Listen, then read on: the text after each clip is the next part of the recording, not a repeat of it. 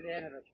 بعمل ايه هنا؟ ايه بتعمل بركن. ايه؟ مين اللي موافق هنا؟ انا واقف زي ما كله بيجي يقف هنا، جيت اركن الناس عادي. هي مش هيصة يا باشا، مش اي حد بيجي يقف، في ناس واقفه هنا. مين يوقفني هنا؟ انا واقف هنا ومعايا واحد تاني. انا النهارده سايس لمده يوم واحد وعايش تجربه كامله مع المعلم ده، هيعلمني كل حاجه في تفاصيل المهنه وازاي بنشتغل وازاي بنتعامل واغرب مواقف بيقابلها. هيبقى يوم طويل هنتعلم فيه تجربة جديدة بتشوفها دايما من بعيد بس مش بتقدرها. انا كنت عايز اعرف هو بقاله قد ايه شغال الشغلانه دي؟ يعني بقالي 6 سنين. 6 سنين؟ 6 سنين في الشارع؟ بتبقى حاسس انها فعلا بتبقى بتخليك مليونير او حتى؟ هم فاهمين غلط. ممكن تبقى شغلانتك شركة هي اللي مشغلاك، بس انك تروح تقف عند كل عربية عشان تطلب منها فلوس كأنك بتشحت، مع انه حقك في المكان اللي انت حاطط فيه الباركنج بتاعك، بتبقى غريبة شوية، بس اتبسطت من اول مرة احصل فلوس فيها. كنت عايز اعرف يومك بيبدا ازاي وبينتهي ازاي، يعني بتنزل من الساعه كام وبتخلص كام وبتعمل ايه؟ والله يعني ملناش مواعيد ثابته يعني. وقت ما بتنزل على حسب الجو وبتنزل فيه. ننزل وننزل مسهل وعلى الله. طب ايه اكتر حاجه متعبه في الشغلانه دي قابلتك؟ هي اكتر حاجه متعبه فيها ان انت ما بتقعدش، هي ما فيهاش قعد خالص. بتفضل على رجلك، عربيه طالعه عربيه داخله واللي بتلحقه. وبتحاول تنظف العربيات عشان تاخد لك 5 جنيه على الاقل، وانت واقف جنب الحديد الصاج اللي بيطلع كل الحرارة دي في عز الحر، كان صعب قوي. خد ورق يعني؟ تيجي امتى طيب عشان الناس بتركب؟ يعني معاهم عربيات غاليه على فكره.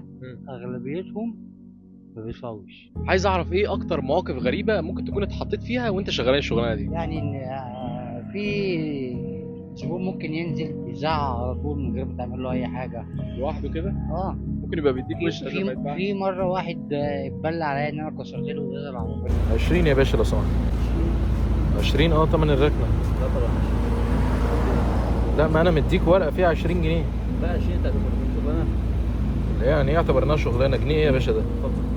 ايه اللي اتفضل يا باشا؟ يا فندم، يا فندم ما ينفعش. اكتر سؤال كنت دايما عايز اساله للناس اللي شغاله الشغلانه دي في الشارع، بتحس الناس وهي بتركن او هي واقفه او انت لما بتيجي تشوفك بتبقى محترم الشخص اللي بيشتغل الشغلانه دي ولا لا؟ والله مش كل الناس زي بعض. التعامل مش بيبقى كلهم زي بعض اصلا. يعني في ناس بتقدر، في ناس بتوصلك ان انت بلطجي، في ناس بتوصلك ان انت شحات. يعني هتقابل فيها كتير. لما بتشوف النظره دي بتبقى متضايق مخنوق من حاجه زي كده؟ اكيد طبعا. بتقول له حاجه؟ لا بسيبه واقف. احنا من بدري. لا مش من بدري. من بدري بجد. صدقني ما من بدري. انا اللي من جديد.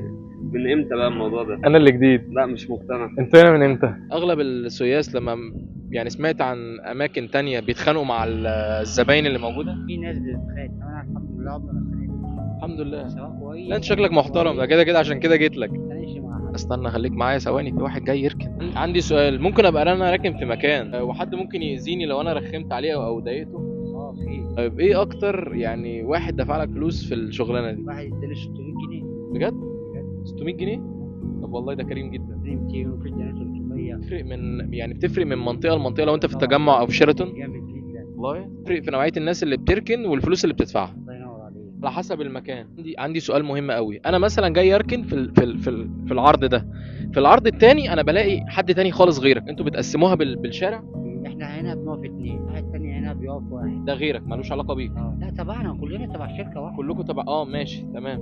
وورا بيقف 1. اللي هي تخص الفود كورت ده كده كده بيبقى حقهم، لكن ساعات بيبقى في مثلا فعلا ناس في الشارع ما تعرفش هم جم منين كده جنب جنينه يقول لك هات. ده حاجه انا ببقى مستغربها، بس انها مجزيه يعني لان الناس بتقول لك دول مليونيرات مليارديرات اللي واقفين في الشارع دول، تبقى حاسس انها فعلا بتبقى بتخليك مليونير او حتى. هم فاهمين غلط. والله انت شايف الغلو اللي احنا فيه. تمام. فطبعا اللي جاي رايح. بس اللي شغال لوحده احسن بكتير من اللي شغال مع شركه، لان هو لو شغال مع شركه بتديله ورق زي اللي في ايده، الورق ده بيطلعه فبيبقوا عارفين طلع كام عربيه ونزل كام عربيه وفي كاميرات. شغال لوحده ده الفلوس كلها اللي بتجيله بيضربها في جيبه، الاغلب بتبقى بلطجه. طبعا. ان هو واقف لوحده في الشارع مع الله كده اللي يدفع يدفع واللي ما دفعش تعالى يا باشا، ويلبس فيست زي اللي انا لابسه ده ويخش ويقضيها. اكتر حاجه دايما برضو بفكر فيها لو انا جاي اركن مثلا وفجاه وانت بتديني الورق، انا خدت العربيه يعني خدت العربيه ومشيت زي اللي لسه عامل معايا هنا، بقول له يا فندم الفلوس، قال انا ما بدفعش وما بعملش وراح مشوح لي وماشي. انت بتتعامل مع مواقف زي ده ازاي؟ واسيبه وامشي. ما تعملش معايا خلاص، انا اعمل له ايه؟ حتى هو خارج ما بروحلوش. تمام، هو كده كده انت يعني يعني خلاص ماليش دعوه بيه. على فكره انا بحترم جدا جدا جدا الناس اللي زيك، اللي هو انا ما بحبش حد يجي على كرامتي، ما بحبش حد يقول لي كلمه ملهاش لازمه. يا عم انت تمام، هتدفع هتدفع، مش هتدفع خلاص انا هعمل ايه؟ فاهم؟ انت بره الفكره وفي كاميرا شايفاك، انا عملت دوري واديت اللي عليا، دفع واللي ما دفعش خلاص. لو قدامك فرصه تانية تشتغلها غير الشغلانه دي ولا تعمل حاجه غيرها بجد؟ والله. 100% مش أساساً- هتفكر. انا اساسا سواق. تمام. اللي مخليني بعيد عن المجال بتاعي دلوقتي مم. ان انا عايز اجدد الرخصه، بس عايزه فلوس كتير. يعني انا عليا تامينات عدد ال 15,000، رخصتك اصلا عليها ضرايب. عليها ضرايب، عليها فوق 15,000. فانا لو معايا الفلوس دي انا كنت رحت جددتها وخلتني في مجالي زي ما انا. سمعت قال لك ايه؟ لو معايا الفلوس دي، يعني الشغلانه دي ما بتطلعش ملايين زي ما الناس بتقول. انا اول لما جيت لسه هفكر تشتغل شغلانه زي دي تفضل فيها ولا لا، قال لي لا طبعا انا مش هكمل، رخصتي معايا، فانا لو ينفع لي اشتغل اي حاجه تانية بره، او حتى اشتغل بالرخصه بتاعتي، لان هو بالفعل سواق في شركات. هي طلعت غير ما احنا كنا متوقعين، او حتى غير النظره اللي انا كنت نازل عليها خالص. فادينا بنشوفه وبنكمل. لو شايف عربيه فيراري مثلا داخله عليك، عربيه تانية 128، بتعامل بتاع الفيراري معامله احسن، يمكن ده دايما في نظرته هيدفع، ولا بتوع اللي معاهم عربيات غاليه دول ما بيدفعوش؟ بعمل كله زي بعض. انت بتشوف اللي معاهم عربيات متوسطه بيدفعوا اكتر من اللي معاهم عربيات غاليه ولا؟ يعني معاهم عربيات غاليه على فكره، اغلبيتهم ما بيدفعوش. والله لا دي حقيقه بجد والله. على المتوسط هو اللي بيدفع. انت يعني لا. انا واحد راكب فيرنا قبل كده، مم. ومش هنا، ده الكلام ده كان في التجمع. تمام. وهي بالنسبه لنا الفيرنا دي في التجمع اللي هي لا شيء، وهو طالع الراجل ده دفع 300 جنيه. 300 جنيه؟ طبعا حاجه ما حدش يتوقعها. ما شفتهاش ما شفتهاش في مرسيدس دي. والشخص بيركن بتبقى عارف من بعيد كده مين هيدفع ومين مش هيدفع. لا مش شرط. يعني ممكن يبقى باين عليه ان هو مش هيدفع وتلاقيه فجاه راح دافع لك. بالظبط. نزل اشتغل معاكم الشغلانه، تنصحني بايه في الاول؟ يعني انت تعامل الناس كلها كويس، سواء البني ادم ده كويس او مش كويس. مفيش تفرقه. انا عامله كويس. بيبقى في وجبات بتنزلك من الشركه، ولا انت من جيبك لا، مرتبك بتجيب بيه؟ انا لما بعوز اكل بشتري اكل وباكل عادي. الاكل في المنطقه هنا غالي. ايوه بنجيب بس حاجه انت برضو مضطر. ايه يعني على تجيب في قدنا المتوسط. برضو. يعني في فرن جنب هنا، وفي ماركت. ممكن شيبسي، عيش، حلاوه، جبنه، اي حاجه لغايه ما تمشي الواحد نفسك. يروح. انت متجوز اصلا؟ ايوه والله عندك عيال؟ معايا عيال. قد ايه هم؟ معايا محمد عنده 14 سنه.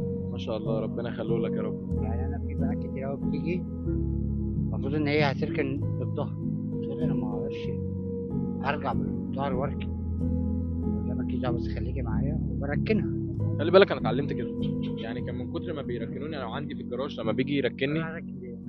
تعالى نروح انا وانت نركنها، سابني في ثواني ولا اروح اركن دي واجي لك. اني واحده اللي هناك، اللي هناك، بستنى اخش انا عليهم. اذنك في الركن؟ لا احنا من بدري. لا مش من بدري. من بدري بجد. صدقني ما من بدري. انا اللي من جديد. إيه؟ من امتى بقى الموضوع ده؟ انا اللي جديد. لا مش مقتنع. انت هنا من امتى؟ هو المفروض ان التذكره اللي بتدفع 20 جنيه دي بتاعه المكان ده، مش بتاعتهم، هو بيبقى شغال في المكان. يعني انا والله كنت جاي اركن له حد هناك الناحيه الثانيه، قال لي لا انا مش تابع لان ده شارع، قال لي انا ماليش دعوه بالشارع. طب وانا طالع بقى. تمام. ماشي اللي رايح. دفع مقدم وانا طالع بقى. تمام ماشي. ساعات بنقابل مواقف شبه دي، انا نفسي من دقيقتين، من دقيقتين اتحركت. ما بالك شخص على طول واقف في نفس الموقف ده، كل ما بيروح يدي لحد الكارت يقول له لا والله ما مش جاي. ده كارت المفروض تبع المكان هنا، فحتى وانت بتديله يقول لك لا وانا طالع. ممكن في ناس تشوح لي. في واحد اصلا ما بصليش.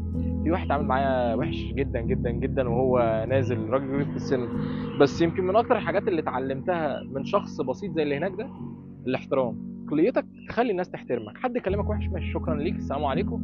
انا بالنسبه لي كرامتي اهون من الكل. فانا اشتغلت شغلانه، انا كده عملت اللي عليا والكاميرا شايفاني حاجتي وانا خلصتها. يمكن بجد الشغلانه محرجه متعبه، حر وبهدله وبتاع، ان انت بتتعامل مع فئات كتير جدا جدا جدا من الشعب، كل واحد بقى هو وذوقه واحترامه وبتاع. خلي بالك دي 20 جنيه ممكن بتبقى بتدفع في كافيه في بس بتشربه ب 150 جنيه.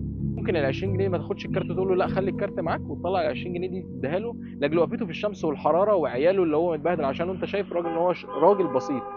فدايما بقعد افكر ليه الناس مثلا بتفاصل مع مثلا بتاع بقدونس ولا بطاطس في الشارع وتروح في كافيه تدفع لها الوفات، تتكلم في 10 جنيه مع ناس تانية بره. ودي من اكتر الحاجات الغلط اللي انا اصلا نازل اعمل عشانها الفيديو. عمر حد وانت شغال قال لك كلمه ضايقتك بتبقى بتتعامل معاها ازاي؟ برضو بتسامحه عند ربنا وخلاص؟ انا الزبون اللي قلت لك اللي هو يعني بيبص اللي قدامه ده بصه مش كويسه، انا بسيبه وامشي، ما بتعاملش معاه، بعتبره ان هو مش موجود. والله يا جدع فعلا ممكن تبقى متعلم ومعاك شهادات، بس دي ما بتفضلكش كانسان عن انسان تاني في العقليه. استنى خليك معايا ثواني، في واحد جاي يركن. هات حاسبه. ده زبون ولا مش تبعنا اصلا الحته دي. يعني انتوا بتاخدوا الشارع كامل، قصدي جزئيه معينه اللي هي تبع الفود كورت. شفت المصداقيه توقعوا. بس هو طلع صادق. خلص مثلا يومك الساعه كام؟ دي على 12 واحدة. فعلا ساعات باجي هنا بعد 12 واحده وما بلاقيش حد خالص. انت برضه بتبقى محتاجين ان انتوا تروحوا البيت او بتاع، بس الشغل في الحر ده مش صعب شويه؟ لا اهو هنعمل ايه. يعني فعلا بيبقى فيه ظروف او شغلانات معينه بتخليك تعمل كده. واصلا كمان انك تفضل قاعد في الشارع ده صعب قوي. احنا قاعدين بقالنا حبه في الشارع اهو، حر والشمس او دبان او غيره او غيره او غيره، اللي هو طب وبعدين؟ طب انا كل يوم على الحال ده لمده سنين السنين السنين كتير قوي. بصراحه اللي شفته النهارده خلاني اقدر شغلانه السيس اكتر واكتر. الموضوع مش هزار، لازم يبقى عندك اريحيه كده في الكلام، خفه دم، تعرف تتعامل مع الناس شخص واثنين وثلاثه، لان كل الناس مش زي بعض. فشكرا لكل شخص بيكافح في الشارع في الوقت اللي احنا فيه ده، في العذاب اللي احنا فيه في الحر ده، عشان يطلع لقمه عيش كويسه. لازم نقدره. فلو عجبك الفيديو استنى تجارب تانية كتير، وما تنساش زر الاشتراك وتعمل كمان لايك للفيديو.